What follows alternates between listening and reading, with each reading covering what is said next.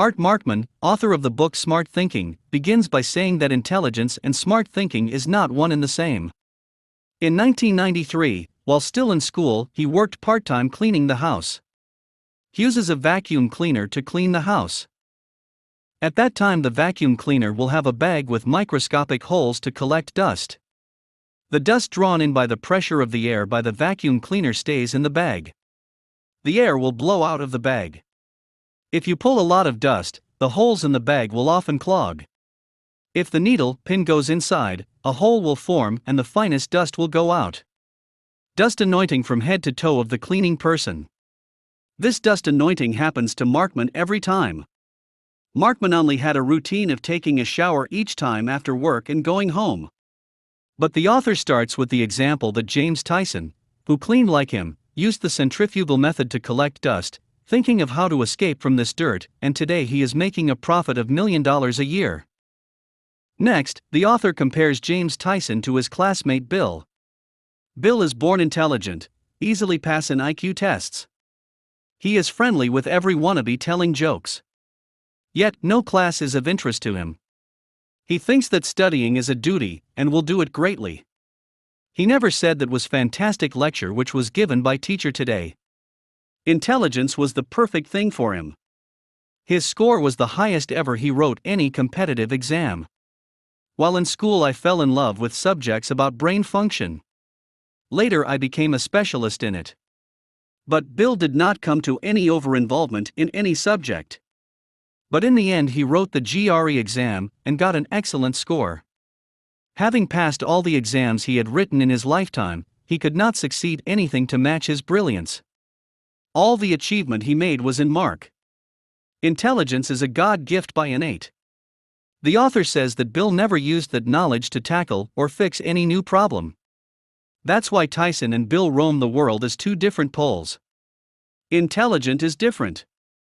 The author narrates an event that took place in the early 20th century to prove that smart thinking skills are different. Louis Terman is a psychologist who believes a lot in IQ life. He has sampled certain children and put them on an IQ test to see how their education and career progress are for those who score high on it.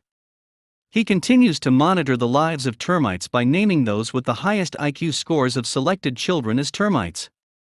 Those children grew up and went to work, and some of them became achievers. William Shockley, a student who did not qualify for the termites list, who scored the lowest score on Terman's test, studied physics and became very involved in it. Later he invented the transistor and won the Nobel Prize. Scientifically, smart thinking is not one of the innate traits. The author says that it has been proven that one can develop smart thinking skills by systematically developing a habit accordingly. Many things become a series habit in a way in life. For example, go to a school today. Go and sit in a classroom at the school. After a while you will automatically get the impression that someone will come and give you a lecture. Because you have been accustomed to such a situation for a long time. Smart thinking should become habit.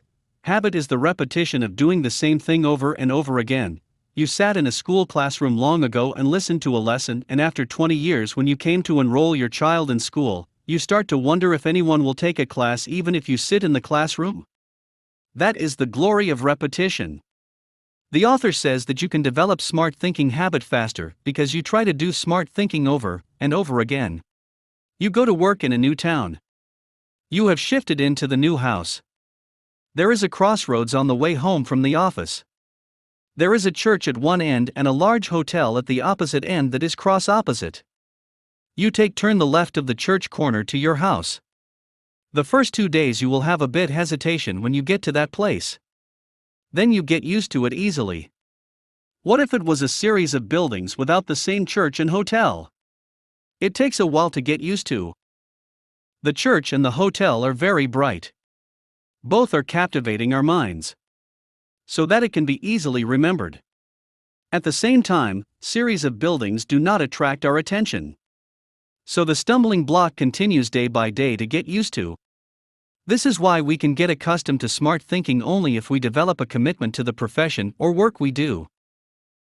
The author finally gives the following ideas on how one can cultivate a smart thinking culture. Think well of good thinking. Follow smart thinking habits. Listen to other people's ideas.